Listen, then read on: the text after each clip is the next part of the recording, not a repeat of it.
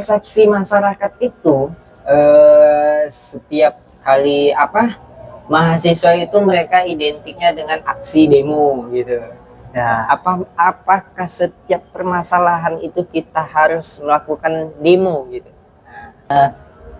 Tapi abang setuju nggak dengan pernyataan gini? Mahasiswa dulu itu lebih tajam daripada sekarang. Sekarang kan lagi beredar nih berita-berita kalau pemerintah ngajukan bahwa korban judi online itu berhak untuk menerima bansos. Gimana ya pandangan abang terkait dengan itu? Seperti apa menurut abang yang cocok memimpin Riau ke depannya? Dan ketika melihat permasalahan sekarang, kita mahasiswa ini bisa apa untuk ini? oke.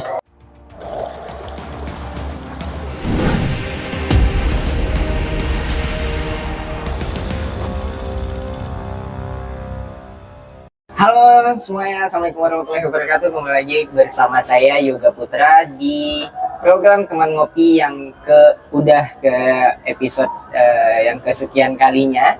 Kali ini saya kedatangan bintang tamu, seorang anak muda dan juga merupakan aktivis mahasiswa di salah satu kampus yang ada di Provinsi Riau. Dan ini dia ada Bang Rafiq. Assalamualaikum Bang. Waalaikumsalam. Gimana Bang kabarnya hari ini? Alhamdulillah stabil kan, Alhamdulillah. pun hujan tadi kan. Iya. Gimana Bang kesehariannya sekarang?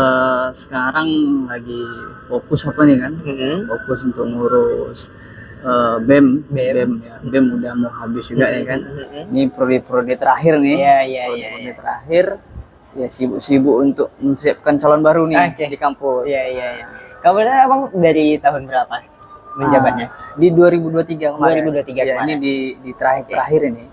Jurusan apa Bang? Rafi sendiri itu pertanian. Pertanian. Oke. Apa awal mulanya dulu Bang Rafiq? Ada kebayang nggak dulu sebelum kuliah itu pengen jadi seorang aktivis di kampus?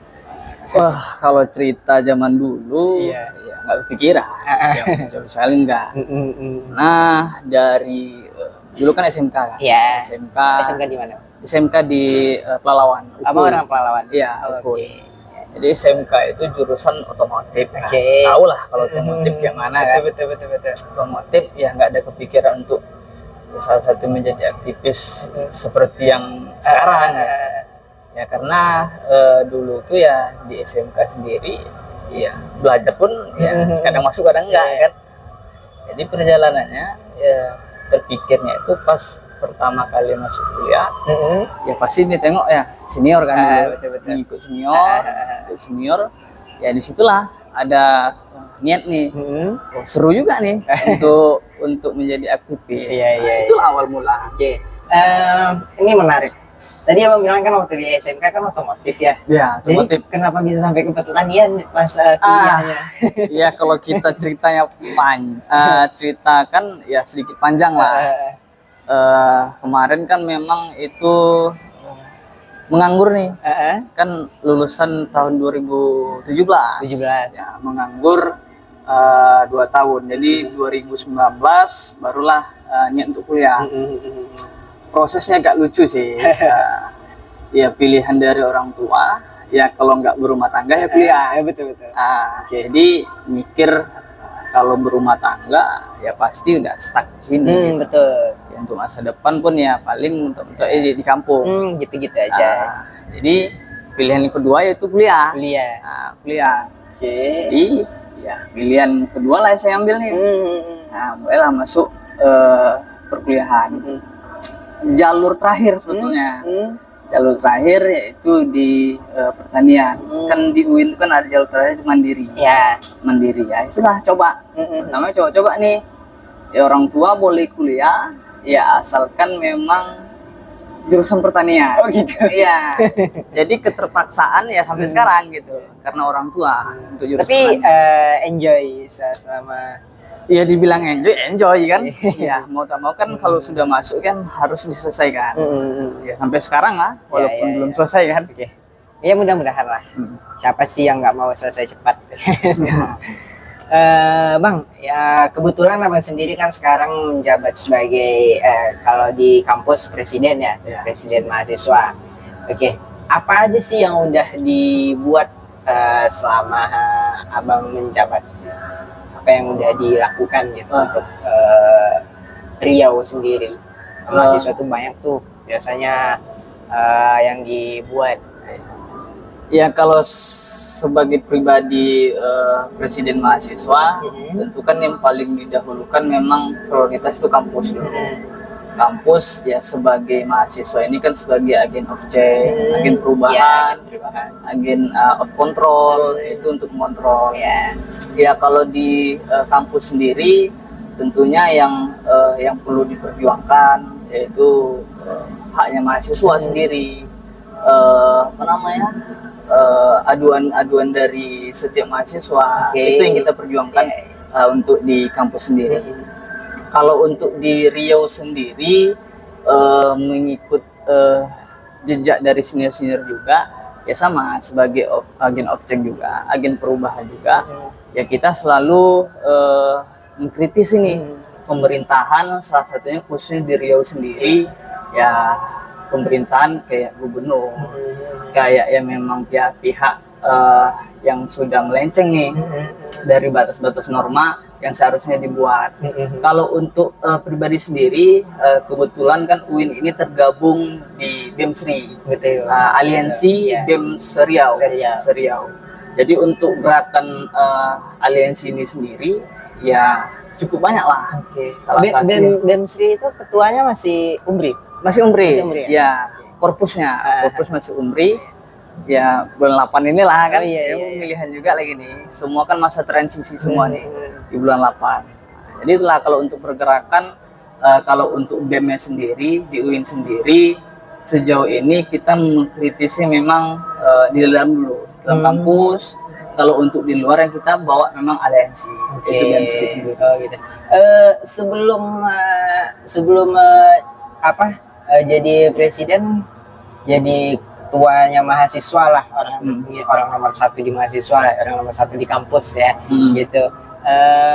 Apa yang mendorong abang sendiri dulu untuk naik?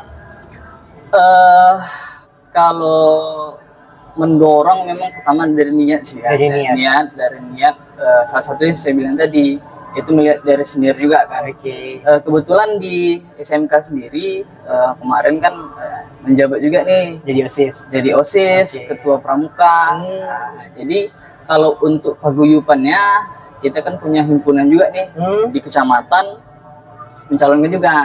Jadi berangkat memang dari mencalonkan jadi ketua paguyupannya HIPMU namanya. Ketua HIPMU. Lanjut memang di kabupatennya yaitu Hipmawan.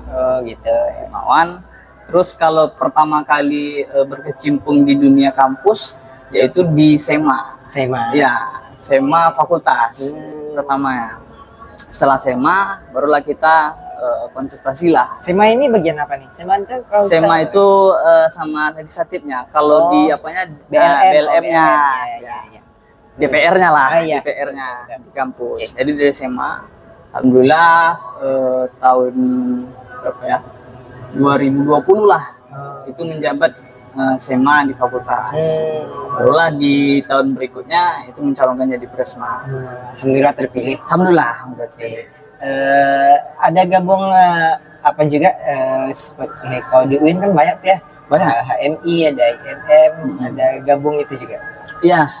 Kalau abang sendiri gabung di mana? Kalau saya sendiri sebetulnya kan pertama itu dari HMI. Dari HMI. Ya, HMI. Itu pertama kali masuk baru 2 minggu nih. 2 minggu masuk kuliah langsung ikut LK. Oh gitu. Ya, ada LK kan itu 2019. Terus sekarang ada film HMI itu bang? Iya. Berapa nih? Udah. Kemarin banyak nih. Dari PJ wali kota bikin, gitu ya. Dari caleg juga kemarin bikin, calon-calon calon wali kota juga bikin. Kita kemarin mau sempat nonton tapi belum sempat. Nonton bang? Bagus ya. Bagus. Untuk motivasi juga kan. Gitu ya. Oke. Kalau kita kebetulan apa juga presiden mahasiswa, kalau kita ngelihat Riau sekarang, dimana kita lihat di Riau banyak permasalahan lah Bang yang kita temui, mulai dari di Pekanbaru sendiri lah, mulai dari parkiran yang banyak diikutin orang. Itu apa yang bisa kita lakukan? Ya, kalau yang kita lakukan pertama kan dari pribadi kita dulu nih, baru kita bisa mempengaruhi orang. Salah satu memang gerakan kita dari mahasiswa ini kan bukannya tank kita harus aksi, bukan tank kita harus nyerang personal orang, tapi yang harus kita lakukan memang kita mengkaji dulu apa sih yang perlu kita perjuangkan. Salah satu dari Bang bilang tadi kan kayak parkir. Parkir ini bukan kan masalah, bukan baru nih, bukan rahasia umum lagi, udah lama gitu. Bahkan ya hampir 10 tahun kebelakang kan parkir gitu. Jadi kalau untuk gerakan sendiri yang isu-isu strategis kayak di Kota Pekanbaru kayak parkir, sampah, kayak jalan, nah, itu kan sudah banyak nih dilakukan oleh aktivis Riau nih. Tapi kan memang belum nama berjuang itu kan belum tentu berhasil, tapi kita kan sudah berjuang. Yang selama ini kita lakukan ya masih progres dan terus mengkaji nih apa-apa saja nanti, oh ini nih goal pointnya dari pergerakan kita itu sendiri. Dan itu udah pernah dilaksanakan? Udah, dari BEM-nya sendiri pun kita dari BEM-nya ya, kita kemarin itu kayak miras, itu kita sudah lakukan memang aksi, dan tanggapannya alhamdulillah tidak sampai 100% lah, hampir 70% itu sudah ditangani lah ya polisian. Gitu. Salah satu kemarin kan yang paling krusial itu bukan rahasia umum lagi nih, ya mungkin abang juga tahu, kawan-kawan juga tahu lah, yang di Jalan Juanda.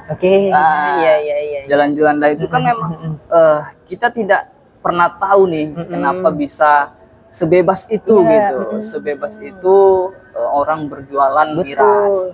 Makanya kami kaji, ini kan harus ada memang perda yang mengatur, perda yang mengatur, dan tindakan dari kepolisian seperti apa.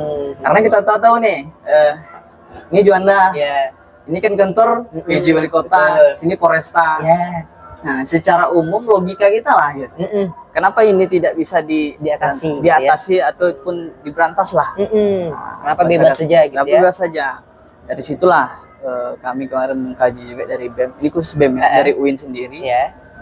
Itu memang banyak apa namanya, proses lah, proses yang dilalui, tahap-tahapannya. Jadi bukan secara logika kita. Ini sebetulnya bisa ditutup. Secara logika, secara aturan miras itu kan memang dilarang. Nah, cara perda pun tidak boleh seharusnya. Dia kan batasannya kalau nggak salah itu perda itu ada tingkatan alkoholnya yang boleh diperjualbelikan. Seperti itu. Jadi kita memikirkan memang pedagang itu sendiri. Itu kan memang ekonomi salah satunya sudah berkeluarga juga, dan relokasi pun butuh waktu, bukannya singkat. Tapi kan bisa jualan lain langsung selain jualan di mereka nya. Ya mungkin dari zamannya mereka SMA udah jualan di situ kan. Karena dari BEM sendiri kemarin kan sudah sempat beraudiensi dengan Polresta. Secara umum pun Polresta pun ya ini ada ketetapan, salah satunya memang dari PJ-nya. Dari PJ sendiri pun ya bahasa normatif mereka sudah peringatkan, ya tapi memang belum sampailah titik bahwasanya ini bisa diberantas. Persepsi masyarakat itu setiap kali mahasiswa itu mereka identiknya dengan aksi demo gitu. Ya, apakah setiap permasalahan itu kita harus melakukan demo gitu? Ya kalau dari ini pandangan ya, pandangan pribadi, demo ini kan jalan terakhir nih, jalan terakhir untuk penyelesaian masalah. mungkin terjadinya demo karena tidak ada kesepakatan. Kesepakatan antara umpama kita ajukan surat pihak yang dituju lah ya, pihak yang dituju satu rahmi lah contohnya kan. Tidak kesepakatan nih. Makanya terjadi aksi demo. Dan untuk aksi itu sendiri pun ya bukan hanya sekedar ayo kita aksi rame-rame, bukan. Tentunya ada beberapa tahapan yang harus dilewati juga. Masalah kita harus nggak mesti ada masalah kita langsung demo aja gitu, nggak gitu Bang ya. Butuh hampir sebulan juga kita kajian. Jadi baru kita melaksanakan. Oh ini harus ada tindakan nih. Salah satunya kita masukkan dulu surat audiensi. Ya kalau memang tidak direspon audiensi, berarti kita harus jalan terakhir nih. Kita untuk turun ke jalan. Dan identik pun ya kalau dulu ya jauh zaman sekarang. Zaman sekarang kan memang masa transisi generasi itu memang dipotong oleh generasi COVID kan. Iya. Pihak-pihak dari mahasiswa sekarang ya banyak rebahan. Betul. Kurangnya minat lagi di organisasi. Itulah yang terjadi sekarang. Betul Bang, teman-teman saya pun banyak gitu di kelas udah. Daripada nggak peduli sama organisasi. Buat apa katanya. Terus gini, mahasiswa ini kan serba salah nih Bang kalau di mata masyarakat nih. Nanti kalau kita aksi nanti dibilang ngapain aksi ini ngerusak segala macam. Kalau kita nggak aksi nanti dibilang mahasiswa pada kemana nih gitu. Kalau Abang memandang itu gimana? Kalau pandang itu kan bukannya sekarang aja, zaman dulu pun seperti itu kan. Ya tergantung lagi bagaimana kita menyikapi aja sih. Ya kita tidak bisa memberikan kesempurnaan kepada masyarakat nih, bahwasanya kita turun nih untuk masyarakat. Kita turun aksi ini memang harus penyelesaian masalah. Yang penting kan poin pentingnya itu sebagai agen of change-nya dulu nih. Kontrolnya seperti apa? Nah, itu yang kita terapkan dulu ke mahasiswa. Sebetulnya pemahaman aja sih ke masyarakat nih. Nah, masyarakat nih kan ya mohon maaf gitu ya, pasti pandangannya memang ada yang awam. Iya betul. Orang-orang awam masyarakat, ibu-ibu yang baru-baru megang baru megang handphone. Ini kenapa nih mahasiswanya tiba-tiba aksi ngerusak-ngerusak? Padahal kan tujuannya kan mereka tidak tahu. Dan dia nggak tahu apa sebenarnya yang terjadi. Kenapa bisa terjadi seperti itu gitu ya. Dan itu pun boleh dikatakan ya sebagian lah oknum masyarakat lah, bukan seluruh masyarakat. Betul. Tapi Abang setuju nggak dengan pernyataan gini, mahasiswa dulu itu lebih tajam daripada sekarang? Sepakat malahan. Sepakat ya? Iya, bukan setuju lagi, sepakat. Karena zaman dulu itu ya luar biasa menurut saya. Aktivisnya memang totalitas. Totalitas, dan mahasiswanya pun ya luar biasa. Aktivis dulu dengan sekarang tuh jauh beda. Makanya saya bilang sepakat dan setuju. Ya, itu faktanya sekarang itu. Betul. Fakta sekarang itu yang terjadi. Bahkan pun di tingkat universitas pun kita bergerak untuk kepentingan mahasiswa ini. Banyak juga mahasiswa yang memandang ini kepentingan pribadi. Ini kepentingan sebelah pihak. Padahal kalau dari saya pribadi ya, saya menjabat jadi Presma UIN itu sebelumnya kan UIN ini mengalami kekosongan 4 tahun nih. Kekosongan 4 tahun. Saya tahu. Ini kan butuh memang kita mulai dari nol lagi nih. Dari mahasiswanya, dari permasalahan di UIN-nya, dan bagaimana penyelesaiannya. Itu kan memang step by step. Apalagi rambut boleh sama hitam nih kan. Berarti pemikiran, pandangan pasti berbeda. Itulah menjadi kekhawatiran juga di masa-masa yang akan datang nih. Sekarang aja kan bukannya di Riau saja, di Indonesia pun mengalami kemunduran memang minat mahasiswa itu ikut organisasi. Tapi pusing nggak sih Bang jadi Presma, jadi presiden mahasiswa? Pusing nggak sih? Ya dibilang pusing pasti pusing lah kan. Kita menampung seluruh aspirasi nih dari seluruh mahasiswa. Dan penyelesaiannya nggak mudah gitu. Pasti banyak rintangannya. Betul. Apalagi dengan mahasiswa yang sekarang minat organisasinya. Pernah saya bikin juga aksi di UIN itu. Ya mereka melihat ini apa sih yang dilakukan gitu. Padahal untuk kepentingan mereka gitu. Betul. Nah, jadi saya kira sekarang ini memang harus dibangun lagi memang dari awal pemahaman tentang pergerakan, pemahaman memang di organisasi. Memang harus dimulai dari nol lagi nih. Betul. Walaupun udah mahasiswa ya. Iya. Gitu ya. Presiden mahasiswa itu sendiri pernah didemo nggak sih sama anggotanya? Gitu. Pernah. Karena di UIN sendiri, bahkan pun negara pun kayak gitu ya kan. BEM ini kan miniatur negara nih. Iya. Jadi pasti ada memang transisi, bukan transisi ya. Koalisi-koalisi ini di kampus pasti ada memang oposisi. Oposisi di barisan kita. Iya. Nah, itu pasti ada gitu. Ya, kawan-kawan yang tidak sepemahaman yang mengatakan itu kepentingan pribadi pasti demo. Bahkan saya juga pernah di demo. Oh gitu. Iya, sama mahasiswa. Saya pernah mahasiswa kan. Kepentingan nanti katanya ini kepentingan pribadi lah dan segala sesuatunya. Padahal kita memang untuk kepentingan bersama. Gitu ya. Bang, ini terakhir nih, pertanyaan terakhir sebelum kita tutup. Sekarang kan lagi beredar nih berita-berita kalau pemerintah ngajukan bahwa korban judi online itu berhak untuk menerima bansos. Gimana ya pandangan Abang terkait dengan itu?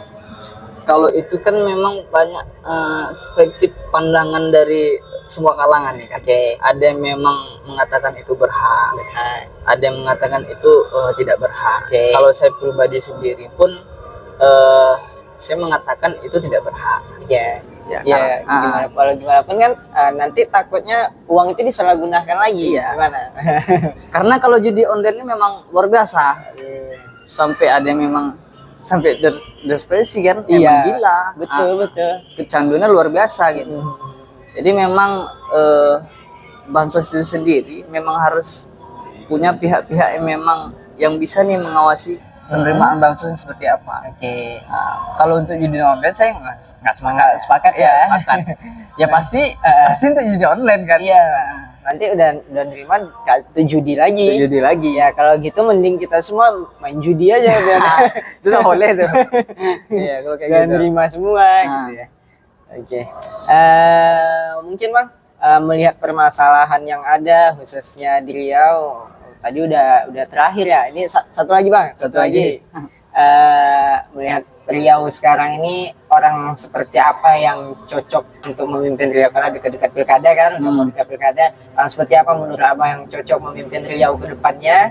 Dan ketika melihat permasalahan sekarang, kita mahasiswa ini bisa apa untuk ini?